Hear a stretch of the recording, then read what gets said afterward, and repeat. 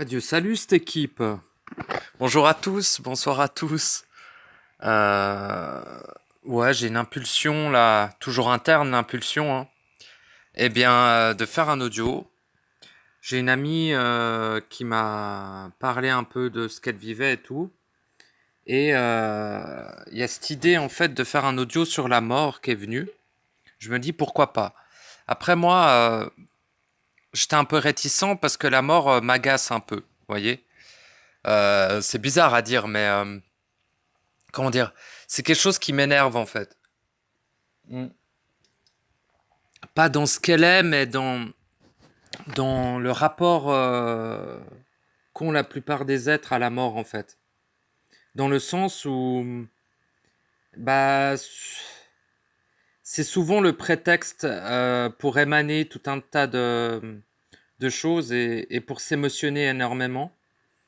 Et je vois ceci d'un œil relativement trouble, dans le sens où les gens ont le droit d'avoir des émotions. Je ne condamne pas ceci. Ce que je condamne, c'est l'émanation, le buffet, le buffet à volonté que représente. Oh, je suis en train de causer. Qu'est-ce qu'il y a? Ok. Pardon. Le buffet à volonté que représentent les enterrements et les mariages, par exemple. Les deux sont des buffets qui attirent différents types de vampires. Certains, ouais, voilà, moi je parle comme ça, hein, je m'en fous. Certains attirent des êtres qui se nourrissent de joie, émotionnelle toujours, et les enterrements attirent des êtres qui se nourrissent principalement de tristesse et de peine. Alors, bien sûr, les gens font leur deuil, les gens traversent ce qu'ils traversent quand quelqu'un meurt. Hein, c'est pas ça que je condamne d'une certaine manière. Hein. C'est même, je serais plutôt dans le soutien de ces personnes qui souffrent. Mais pourquoi est-ce que ça m'énerve? C'est pas forcément l'enterrement en soi qui m'énerve, c'est le rapport à la mort qui m'agace. Parce que déjà, bah, de un, ça, j'ai pas, pas besoin de vous le dire pour que vous soyez au courant, mais on va tous mourir un jour. C'est quoi ce bruit-là? Ah, eh bien, et de ce fait, bien, voilà, on va tous y passer un jour et bah, dans un sens, ça peut être intéressant d'explorer ce que c'est de notre vivant. Comme ça, quand on sera mort, bah, alors le truc, c'est de pas se créer des croyances sur la mort, c'est de l'explorer, car en gros, les chances qu'on soit déjà mort une fois sont colossales. Et donc, de par ce fait, voilà, mais ne pas nourrir des croyances en fait par rapport à cette mort, mais aller explorer en soi quel est déjà son rapport à la mort et qu'est-ce qu'on peut retirer comme information de ce rapport-là, quoi. En fait, toujours dans un but, finalement, de légèreté et de libération par rapport à ce mécanisme. Parce que quand quelqu'un meurt autour de vous, c'est une chose, et quand vous mourrez, c'en est une autre. Mais ça, ce rapport à la mort est fondamental, dans le sens où s'il est problématique, il entraîne tout un tas d'émotions et tout un tas de potentielles répercussions qui peuvent bah, impacter l'individu, quoi. Impacter évidemment pas l'être réel, parce que l'être réel ne connaît pas la mort, mais la conscience, l'âme, le personnage et l'émotion en vous, hein, l'émotionnel, donc le cœur, on va dire. Et ça, c'est quelque chose qu'il est préférable tout de même, comment dire, de digérer, n'est-ce pas? Et pour le digérer au mieux, je conseille à chacun d'explorer ce qu'est la mort, au lieu de croire que c'est inaccessible de son vivant. Parce que finalement, on a fait croire à l'humain, on a fait croire à l'être incarné, je préfère dire ça comme ça, que la mort, que le savoir sur la mort était inaccessible du vivant, ce qui est totalement faux.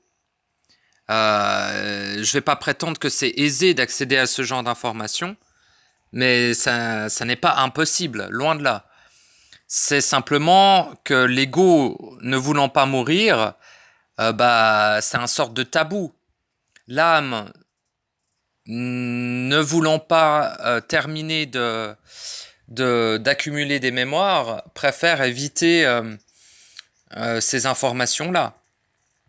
Et la conscience, je dirais que c'est encore pire parce que la conscience a d'une certaine manière peur d'être anéantie. Donc, automatiquement, c'est comme un stop par rapport à la mort, en fait. Enfin, elle met un stop par rapport à la mort. Attendez 2 secondes. Il y a un bruit là dans le fond qui m'agace au plus haut point. Bon, j'en ai rien à foutre. Et donc, du coup, je sais pas d'où vient ce putain de bruit, quoi.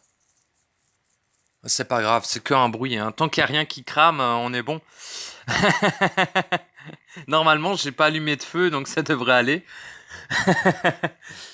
Mais qu'est-ce que je disais déjà? Ouais, la mort, blabla. Découvrir ce que c'est de son vivant peut être très intéressant. Moi, en tout cas, je vais vous délivrer 2, 3 informations que moi, j'ai, entre guillemets, découvert sur la mort. Mais en fait, déjà, premièrement, ce qu'il y a après la mort, parce qu'on va pas juste parler de la mort, on s'en fout un peu. Hein. C'est qu'une étape, hein, c'est rien de bien. C'est juste en fait quand on parle de la mort, c'est la mort de votre corps artificiel, hein, de votre corps holographique, de votre corps dans le rêve, n'est-ce pas? Ce n'est pas la mort d'autre chose. Donc, à la mort de ce corps artificiel, de ce corps dans le rêve, vous savez ce que les gens appellent eux, vous voyez, leur corps et tout ça, alors que pas du tout. Mais c'est pas grave, ils ont le droit de croire ce qu'ils veulent. Hein. Et je sais plus où j'en étais. Oui, bah voilà, à la mort de ce corps, eh bien, selon l'individu, il se passe plusieurs choses. Ça va être extrêmement individuel, la façon que vous allez vivre la mort. En fait, alors ça va dépendre de plein de choses. Si vous avez une âme, vous n'allez pas au même endroit que si vous en avez plus. Exemple, si vous avez dissous vos mémoires, donc assimilé votre âme, ce qui fait que vous n'en avez plus, vous n'allez pas au même endroit que la personne qui a une âme, qui a donc des mémoires, évidemment. Après, il y a une troisième exception, c'est la personne qui a vendu son âme. Elle va encore à un autre endroit. Parce que ses mémoires ne lui appartiennent plus, mais elle y est toujours soumise. Donc, en gros, c'est un peu le pire scénario de la vente, parce que quand vous mourrez, vous allez la plupart du temps dans les plans plus denses, dira-t-on, pour ne pas dire démoniques. Hein. Donc, vous allez dans les plans plus denses si vous vendez votre âme. Mais bon, vu qu'il y a très peu de gens qui la vendent, on va peut-être pas parler de ça. Mais je préférerais parler des gens, par exemple, qui ont encore une âme, hein, parce que on est très peu à l'avoir dissoute et assimiler toutes ses mémoires. Hein. Donc, ça concerne que très peu d'individus, le fait de ne plus avoir d'âme. Donc pour ceux qui ont une âme, eh bien, la plupart du temps, parce que c'est encore, comme j'ai dit, c'est unique par rapport à chaque individu. Donc ça va dépendre des paramètres de votre âme, des mémoires engrammées dedans, et aussi du karma. Le fameux karma, blablabla, le mensonge du karma. Hein, j'aime bien, je préfère préciser que c'est un mensonge plutôt que de nourrir cette croyance illusoire. Mais malheureusement, le karma est une réalité pour la plupart des gens ayant une âme. Parce que l'âme et le karma va de pair. Hein. Les mémoires émotionnelles inscrites, événementielles dans le temps, inscrites dans l'âme, sont interconnectées à un karma, c'est-à-dire à un processus de répercussion dans la trame de l'illusion. J'allais dire de la réalité, mais de ici, donc dans l'illusion, dans l'hologramme, dans le rêve. Bon, hein, on va pas repréciser tout ça. Mais en gros, ça a un impact ici. Parce que justement, ça fait partie de l'écho qu'a la mémoire sur les mécanismes de l'illusion et donc dans la roue du karma, la fameuse. Et donc de ce fait, quand vous mourrez, il peut vous arriver plein de trucs. Hein. La plupart du temps, vous allez dans certaines zones, etc. Et vous vous faites entre guillemets transporter. Hein. Donc il est très rare que la personne reste sur ce plan. Ce qui reste sur ce plan, c'est ce qu'on appelle l'ectoplasme, le fantôme, qui est, on va dire, une partie des mémoires qui, avec éventuellement une partie de la conscience, qui n'a pas pu passer de l'autre côté et qui reste à peu près bloquée entre les plans. Mais ça n'est qu'une partie de tout ceci qui reste là. Et finalement, vient à être dissoute ou assimilée par le tout, par le fait que ça ne peut pas se maintenir en fait. Mais pour ce qu'il en est de votre âme, elle est entraînée dans les plans du karma. Donc, c'est-à-dire, la plupart du temps, vous allez dans les plans où on va vous juger, où il y a des êtres qui vont se pointer. Hein. Encore une fois, c'est probablement... Mais après, encore une fois, ça dépend de chaque individu. Mais pour en faire une sorte de globalité, il y a donc les maîtres du karma qui vont venir vous péter les couilles et vous dire oui, alors ça t'as mal fait, t'es un sac à merde, blablabla, il va falloir nettoyer tes péchés, pauvre fœtus. Et voilà, et la conscience ignorante, la conscience qui n'est pas connectée à son être réel, mais qui est soumise par les lois du karma et qui est aussi soumise par ses mémoires de l'âme, va bien souvent consentir d'une certaine manière au discours qui va vous être tenu dans les plans de la mort, on va dire. Hein, parce que sinon ça part en couille, on va passer 1 heure à expliquer ce que sont les dimensions externes, et ça ne nourrirait que des croyances et non pas du savoir. Donc, et le savoir n'a pas besoin d'être nourri, il est. Donc je vais juste parler des mécanismes qui pourraient arriver aux êtres ayant une âme après la mort. Donc voilà. Donc ils passent dans cette espèce de plan de la mort, là, avec les maîtres du karma, là, qui vont culpabiliser l'individu, on va dire. Parce qu'en fait, à ce stade-là, votre ego, quand vous mourrez, en fait, l'ego, il est mort. En fait, c'est lui qui meurt, si vous voulez. Il meurt avec le corps, l'ego, hein, la plupart du temps. Après, il y a des rares exceptions, mais c'est tellement rare que ça servira à rien d'en parler. Mais en gros, l'ego meurt avec le corps, et ce qui reste, c'est la conscience et l'âme. Et l'étincelle, évidemment. L'étincelle étant la partie, j'allais dire divine, mais la partie réelle qui est en vous, qui vous mène, qui est en fait une sorte d'excroissance de votre être réel, dans l'illusion. En fait, c'est la partie incarnée dans l'illusion, l'étincelle. Donc en gros, étincelle, conscience et âme. Donc ces 3 choses sortent du corps, laissant l'ego dépérir hein, dans les plans de la mort, on va dire. Moi, c'est comme ça que je le vois. C'est que l'ego va dépérir dans les plans de la mort et devenir un fantôme, une âme en peine ou quoi que ce soit, s'accrochant à sa dernière mémoire de vie, n'est-ce pas, et finissant par être dissous par la suite. Parce que pour moi, l'ego, c'est un ego par vie, en fait. Après, la structure même de l'ego vous suit, parce que la structure profonde de l'ego est inscrite dans l'âme. Donc en gros, l'ego et l'âme, on pourrait considérer que c'est à peu près la même chose. Mais j'aime bien séparer les deux, parce que quand vous êtes incarné, l'ego n'agit pas comme l'âme. Donc il a quand même son individualité propre, on va dire. Donc voilà, bref, quand vous mourrez, vous n'avez plus d'ego, vous avez votre conscience, votre âme et votre étincelle. Et ces 3 choses se font emmener dans ce que je vous ai dit là, le plan du karma, le plan du jugement. Et pour la plupart des gens, ils se font juger par les maîtres du karma et ils se font obliger à se réincarner pour nettoyer leur karma et pour emmagasiner de plus en plus de mémoire. Voilà en gros ce qui se passe après la mort, à peu près. Après, selon les individus, vous pouvez aller dans divers plans différents de l'astral, ou des plans éthérés, ou des plans cosmiques, ou je ne sais quoi, et vous allez dans l'endroit qui est le plus propice à votre endoctrinement, n'est-ce pas? Selon vos sensibilités et selon votre conscience du réel aussi.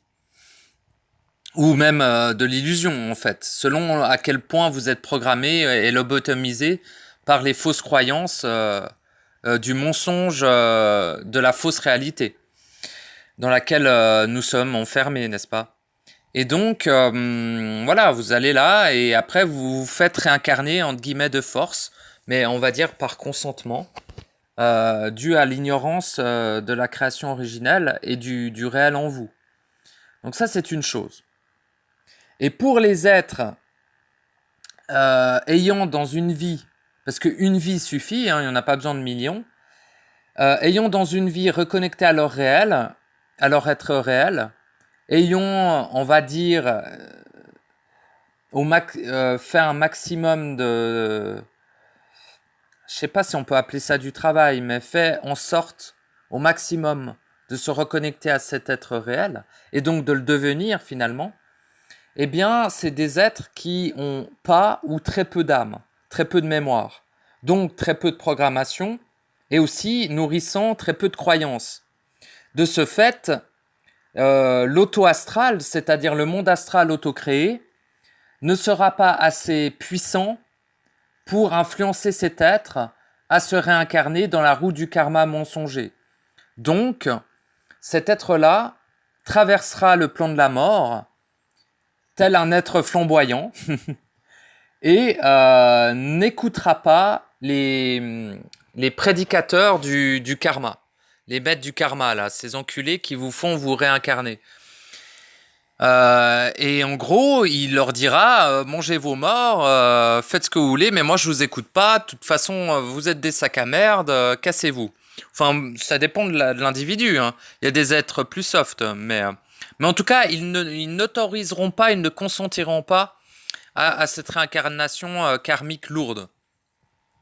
Donc, traverseront les plans de la mort, le monde des morts, on dira, et de ce fait, iront directement, pas vraiment dans les plans supérieurs, ce serait faux de le voir ainsi, mais directement devant les gardiens du seuil, ce qu'on appelle les gardiens du seuil, c'est-à-dire c'est ceux qui gardent l'entrée de la fameuse salle blanche, que je parle souvent, c'est les gardiens du seuil. En fait, c'est lors de votre mort, vous traversez déjà les gardiens du karma, donc à ce moment donné-là, pour dépasser les gardiens du karma, il faut dépasser toute programmation, dépasser toute croyance et dépasser toute mémoire. Donc on va dire déconsentir à l'âme artificielle, déconsentir au karma et déconsentir à la réincarnation. De ce fait, ça vous permet de traverser les plombs mensongers de la fausse lumière, dira-t-on, des maîtres du karma. Et donc voilà, et une fois que vous traversez ces plans-là, qui demeurent être des plans astraux, même si on peut considérer que c'est des plans du haut astral, car les fréquences sont légèrement plus élevées que les fréquences démoniques du bas astral, mais c'est les mêmes saloperies, hein, ils ont juste des os de tête, hein. Mais c'est aussi des colossales sacs à merde, quoi. Bref, arrêtons de les insulter, les pauvres, hein, ils sont fermés, mais bon. Ils font chier quand même. Donc du coup, on les traverse. Et là, on arrive devant les trois gardiens du seuil. Alors, je sais pas pourquoi ils sont trois, mais ils sont trois. Peut-être vous, individuellement, il sera tout seul, mais en tout cas, il y a de fortes chances qu'il y ait un gardien qui garde le seuil de l'illusion, et lui va vous poser une série de questions. La plupart du temps, c'est pour vous manipuler, en fait, à consentir à retourner en arrière.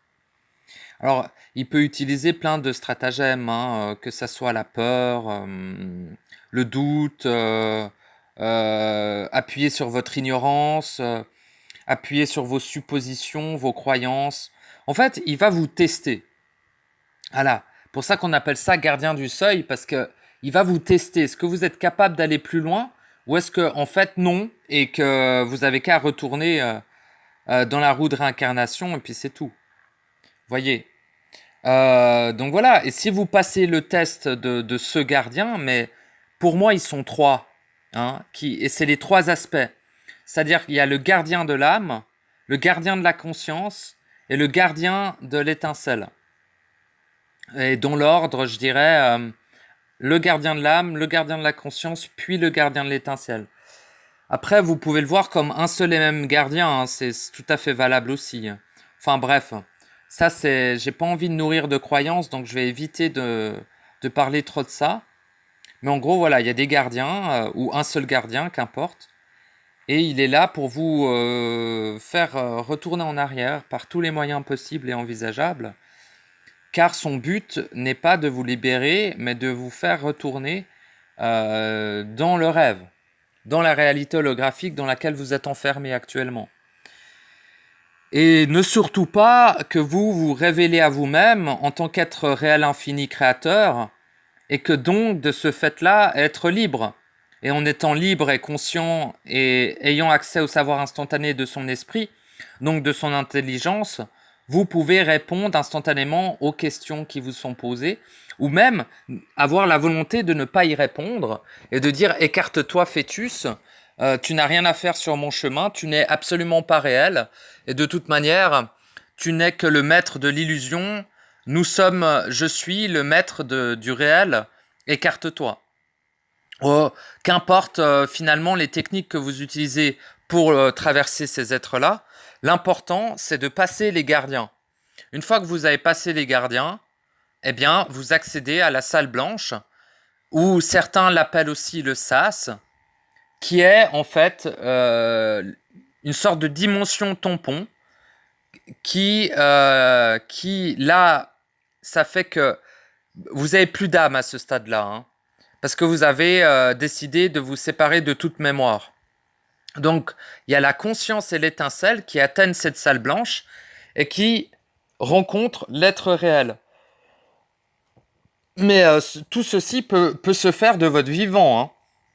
Mais bon, la plupart du temps, c'est fait lors de la mort. Donc après, vous connectez vous connectez plus que connecté, vous rencontrez votre être réel dans cette salle. Et après, si vous êtes suffisamment réalisé, dira-t-on, mais c'est vous qui en définissez la limite, hein. C'est pas des trucs externes qui vont vous dire que vous êtes prêt ou pas, hein.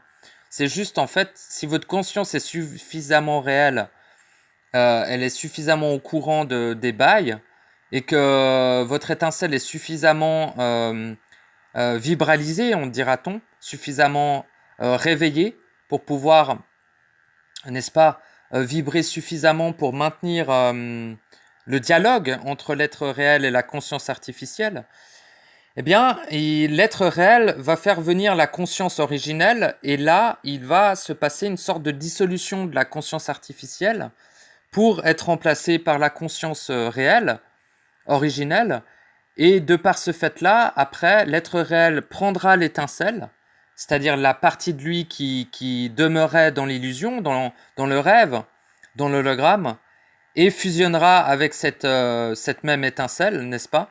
J'utilise le terme fusion, mais on peut en utiliser plein d'autres. L'assimiler,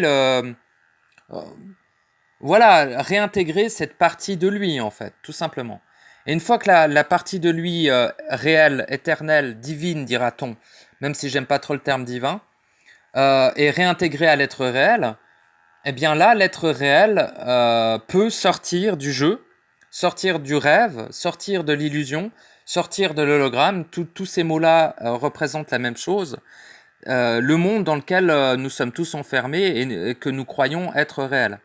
Donc, sort de là, depuis la salle blanche, avec l'aide de la conscience originelle, la conscience véritable, qui, elle, est la vraie conscience, quoi. C'est la conscience de l'être réel.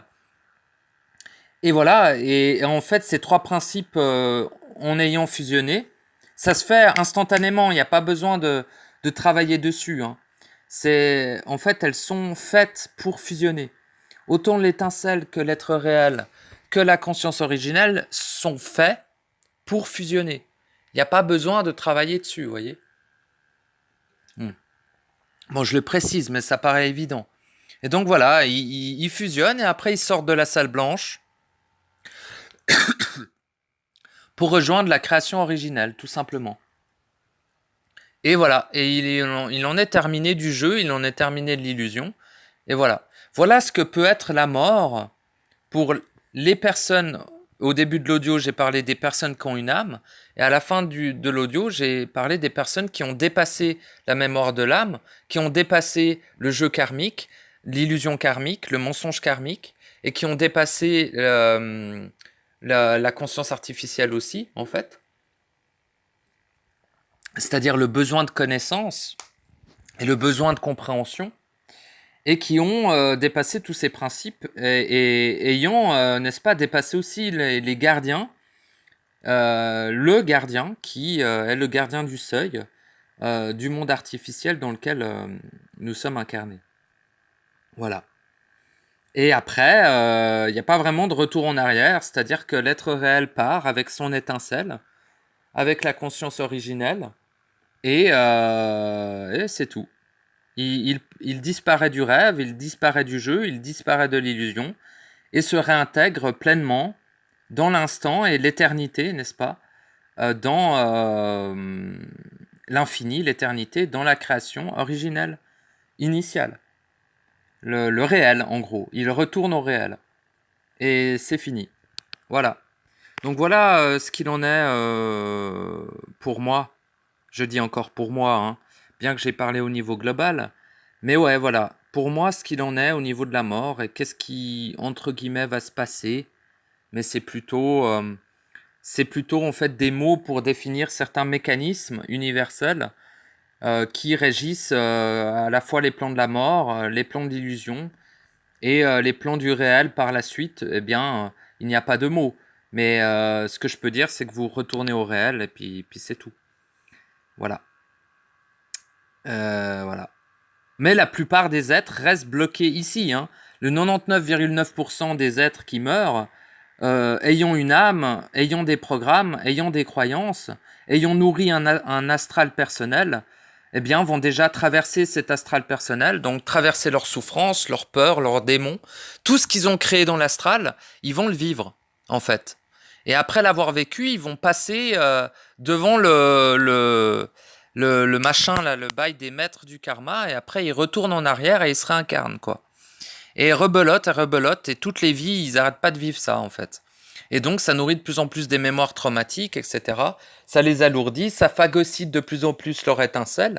Et au final, ils peuvent plus se réincarner en humain, ils se réincarnent en porc, puis après ils se réincarnent en feuilles, en oiseaux, en baleines, en dauphins, en je sais pas quoi. Puis après ils se réincarnent en arbre, puis après en pierre. Puis après c'est terminé, quoi. Ils sont phagocytés, enfin terminé.